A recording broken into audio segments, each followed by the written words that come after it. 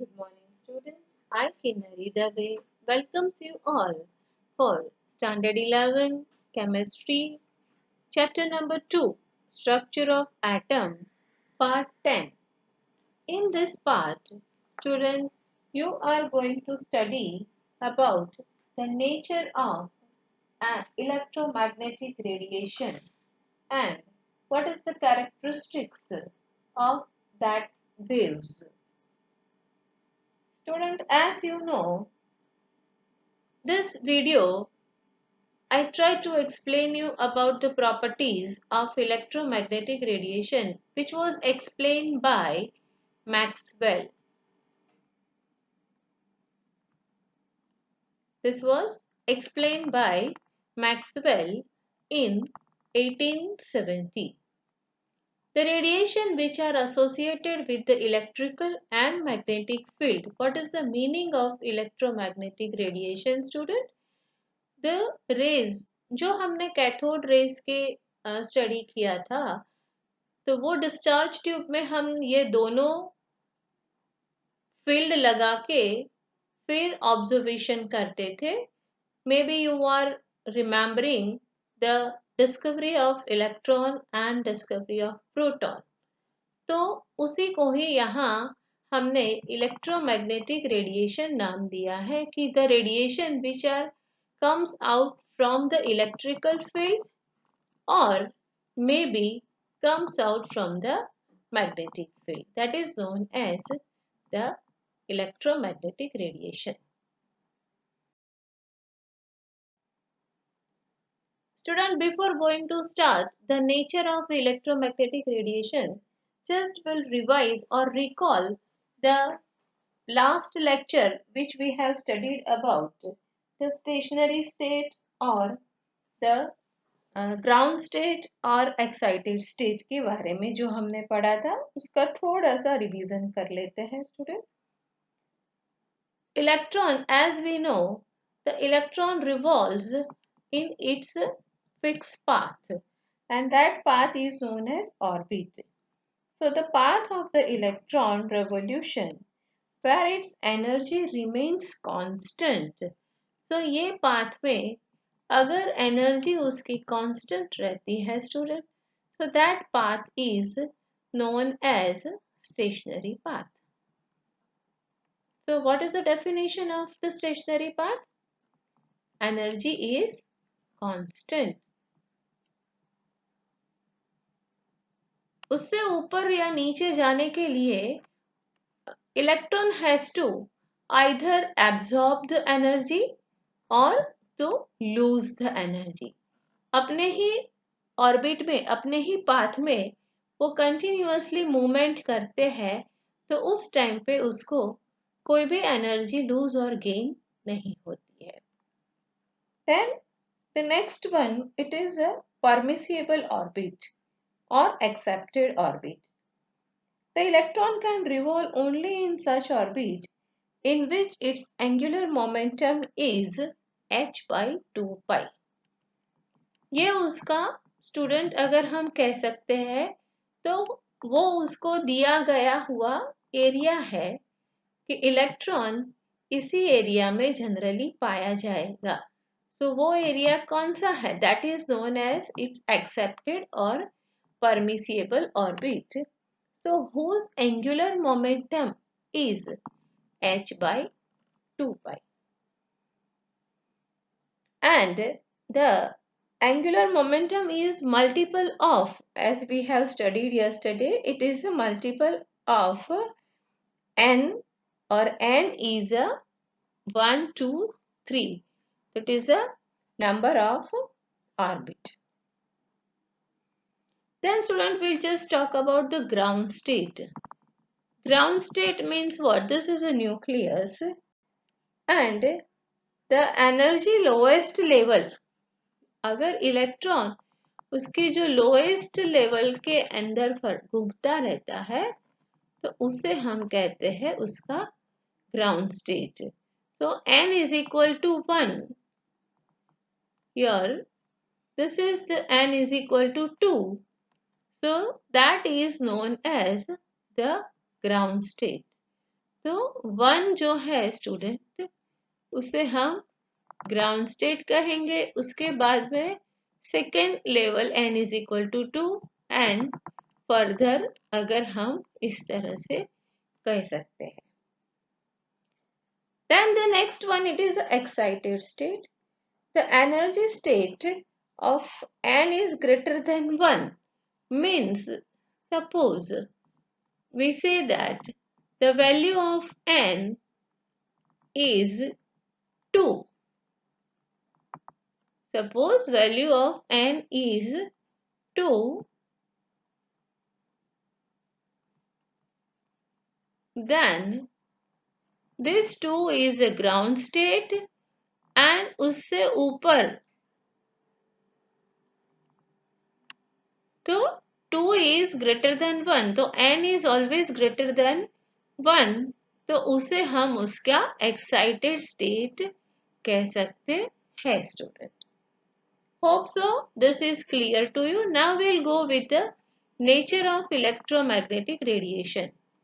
As you have studied, the light waves are oscillating electric and magnetic field और magnetic character जो हमने last video पे thumb rule, left and thumb rule के हिसाब से हमने समझने की कोशिश की थी, उसे हम फिर से यहाँ यही फिगर से समझते हैं स्टूडेंट।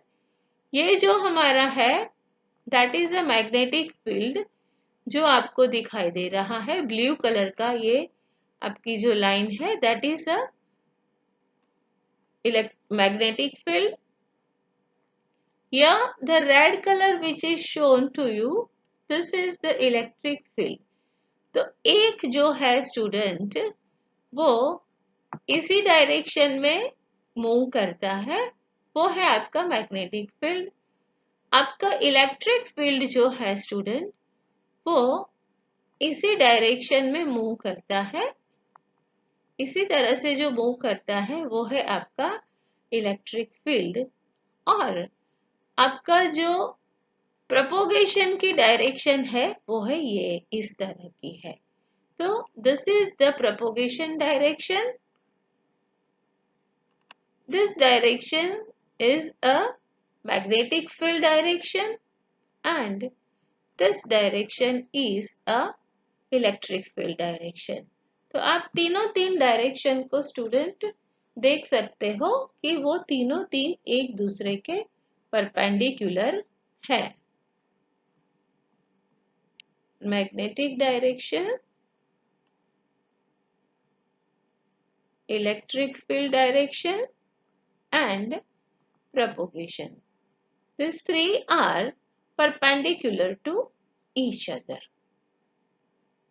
Now student, आप लोग 10th स्टैंडर्ड में ट्रांसवर्स वेव के बारे में समझ के आए हो, तो यहाँ पर मैंने आपको कुछ ऐसा ही दिखाया है कि जिसमें आपको क्रिस्ट एंड ट्रो दिखाई देता है और जिसके ऊपर से हमें ये इलेक्ट्रोमैग्नेटिक रेडिएशन का नेचर के बारे में पता चलेगा।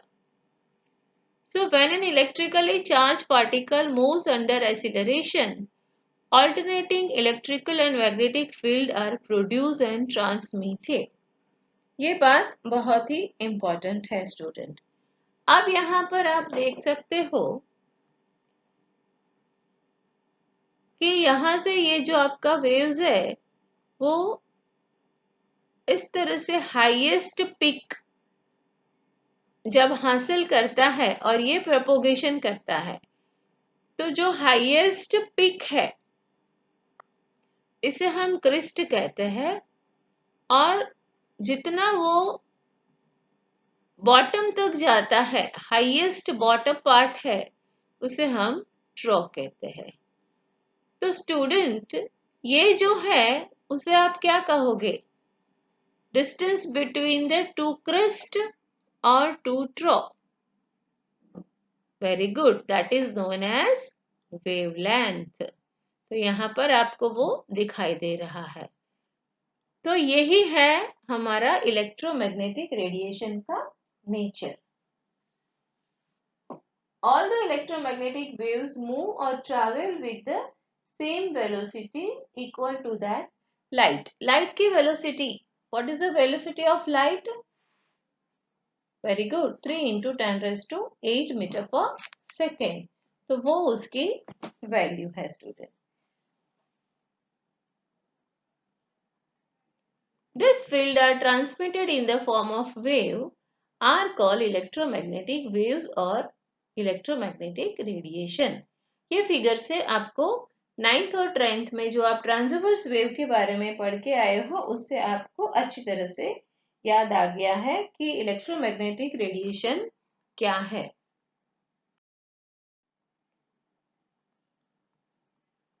स्टूडेंट, अब इसमें हमें मेन जो हाइलाइटेड पॉइंट्स है वो क्या है. तो the energy is emitted from any source.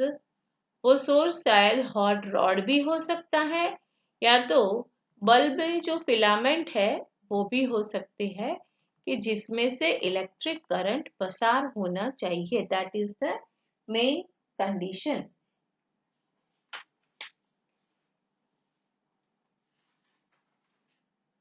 And this energy is emitted continuously in the form of radiation that is known as radiant energy.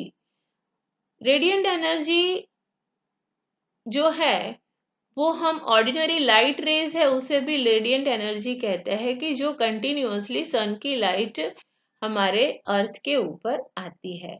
So these are the examples of radiant energy: alpha rays, gamma rays, cosmic rays, ordinary light rays. These are the radiant energy sources. This radiation consists of electric and magnetic field which is oscillating perpendicular to each other. जो अभी ही आगे की slide में हमने देखा कि वो तीनों तीन एक दूसरे को परपेंडिकुलर होते हैं. मतलब magnetic field, electric field and propagation.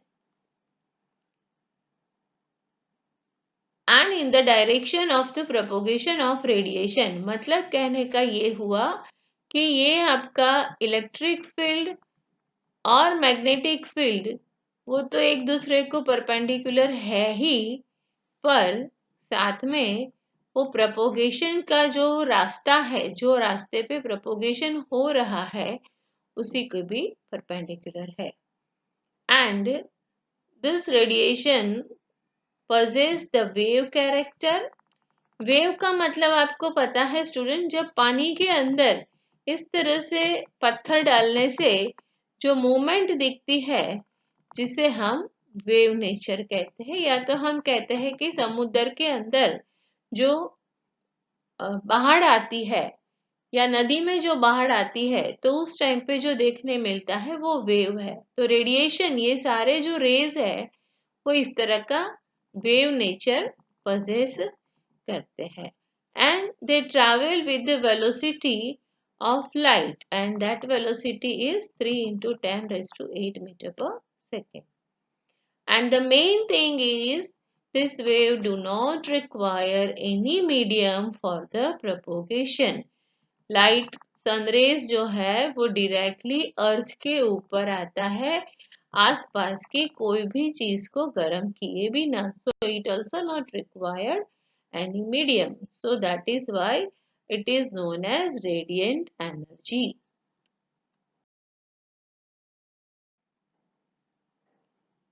Now student, what are the main characteristics of this electromagnetic radiation? आगे ही हमने जो पढ़ा तो उस हिसाब से यहाँ हमने दो चार नए नए वर्ड सुने जो वैसे तो सुन के आए हैं. वेवलेंथ सुना हमने, फ्रीक्वेंसी, वेलोसिटी.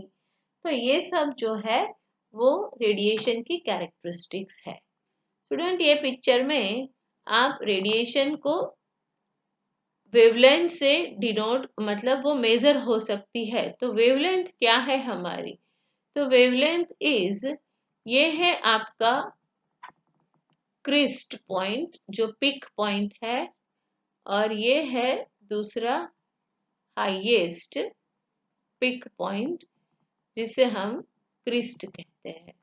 तो ये दो क्रिस्ट के बीच का जो डिस्टेंस है ये हमारा distance, that is the wavelength. और सेम वे अगर हम ट्रो के बारे में बात करते हैं स्टूडेंट, तो ये है हमारा highest point of the trough, और उसी तरह से यहाँ पर है ये हाईएस्ट पॉइंट।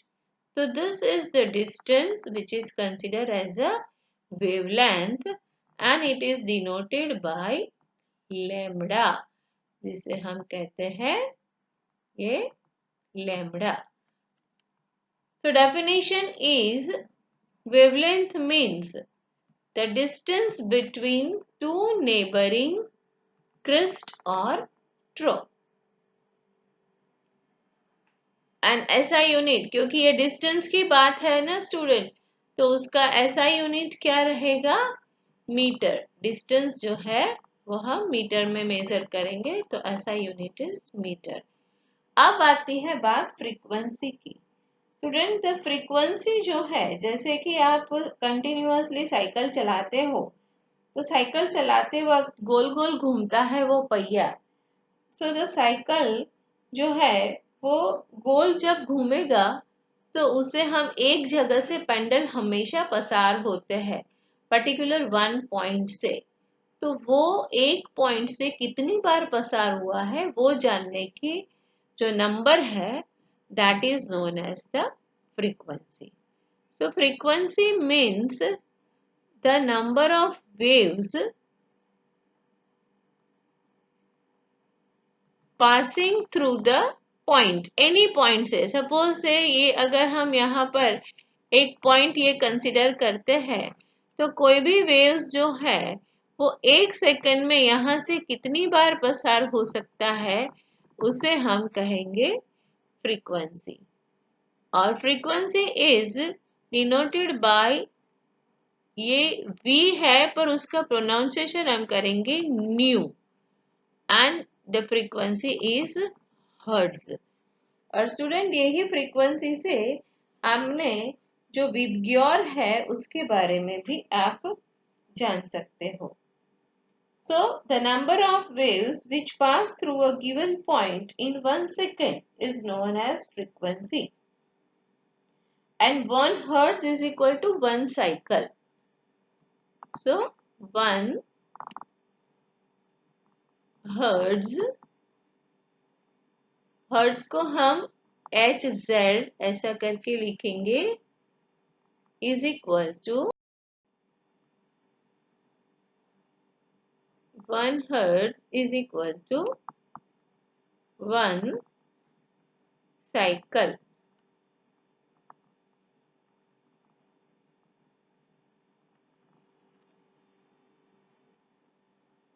तो यहाँ हम जो डिस्प्लेसमेंट बाय टाइम टेकन, जो हमारी फ्रीक्वेंसी है, उसे हम कंसिडर करेंगे displacement by time taken S by T। यहाँ पर मैंने आपको इसे बहुत सारे रेज दिखाए, वैसे तो आप ये पढ़ के आए हो, पर फिर भी स्टूडेंट, लाइट वेव्स की कैरेक्टरिस्टिक्स क्या है? तो वेव्स जितना लो होगा उसका उतनी एम्पलीट्यूड जो है ये यहाँ आपको दिखाई दे रही है कि उसकी फ्रीक्वेंसी, मतलब वो बहुत ऐसे लंबे लंबी फ्रीक्वेंसी से चलते हैं। और अगर हाई फ्रीक्वेंसी जो है, जो वेव्स इस तरह से वो फास्टली एकदम से नजीक नजीक उसकी ट्रो और उसका क्रिस्ट होता है।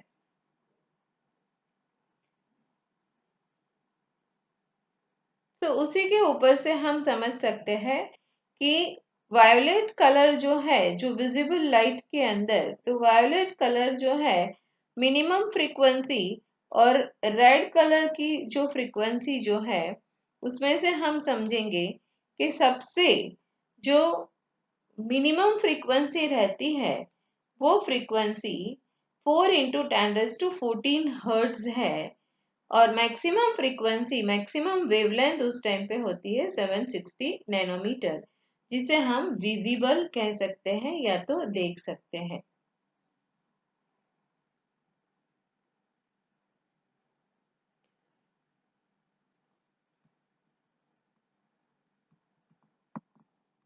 तो अगर हम प्रिज्म की बात करते हैं स्टूडेंट, तो प्रिज्म के अंदर रेड कलर जो है उसकी फ्रीक्वेंसी मिनिमम होती है, फ्रीक्वेंसी इज मिनिमम, वाइल जो वायोलेट कलर होता है, वायोलेट कलर की फ्रीक्वेंसी जो है वो है मैक्सिमम, इसीलिए वो सबसे ज्यादा डेविएट करता है। तो ये यहाँ पर आप देख सकते हो स्टूडेंट कि यहाँ इसका एम्पलीट्यूड आप देखो बहुत ही कम है, जबकि हाई फ्रीक्वेंसी वाला ये जो हमारा रेड कलर का फ्रीक्वेंसी का जो रेज है उसका एम्पलीट्यूड बहुत ही ज्यादा होता है।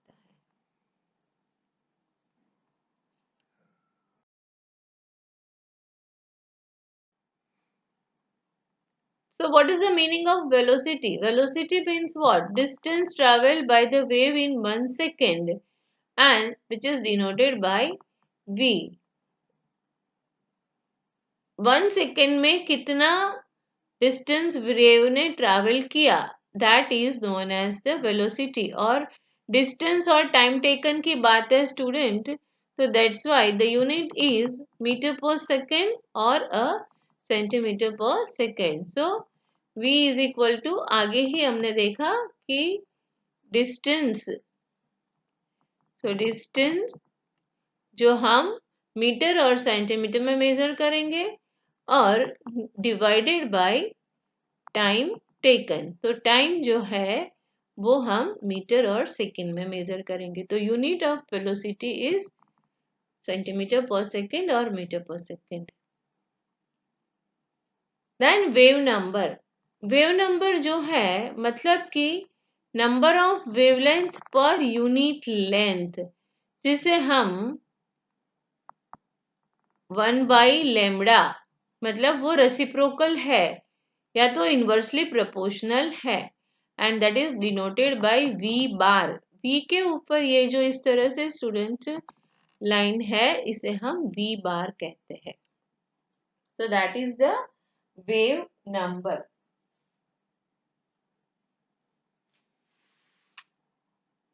So it is defined as the number of wave per centimeter and it is equal to the inverse of the wavelength.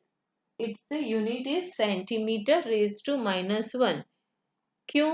मतलब पर सेंटीमीटर, यूनिट जो है वो पर सेंटीमीटर है, क्योंकि ये वेवलेंथ का रेसिप्रोकल है।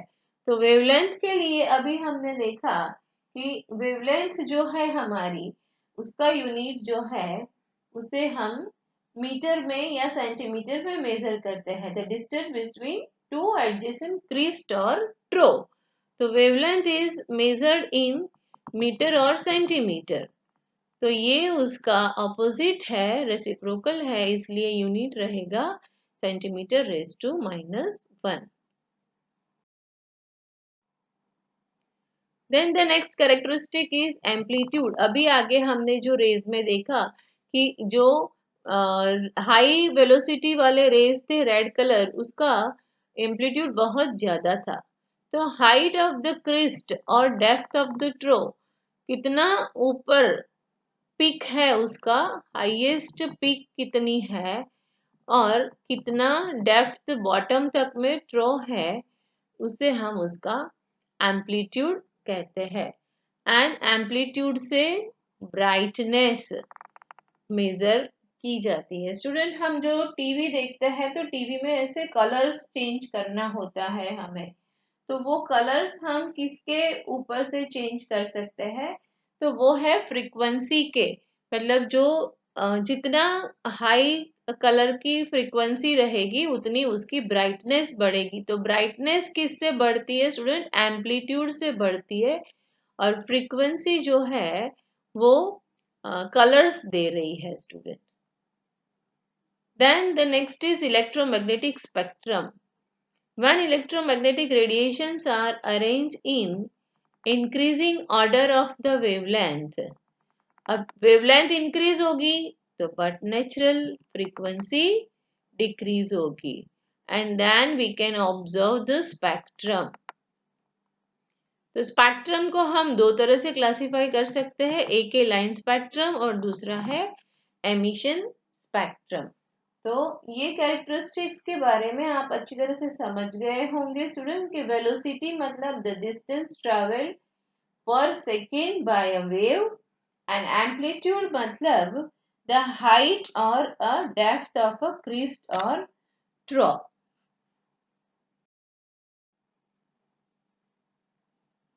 स्पेक्ट्रम एमिशन स्पेक्ट्रम है और एक है एब्जॉर्प्शन स्पेक्ट्रम। ये आपको दिखाई दे रहा है स्टूडेंट, ये भी आपने 10th में पढ़ा हुआ है कि जब हॉट गैस में से एयर निकलता है, वे रेज निकलता है और वो रेज जब प्रिज्म में से पसार होता है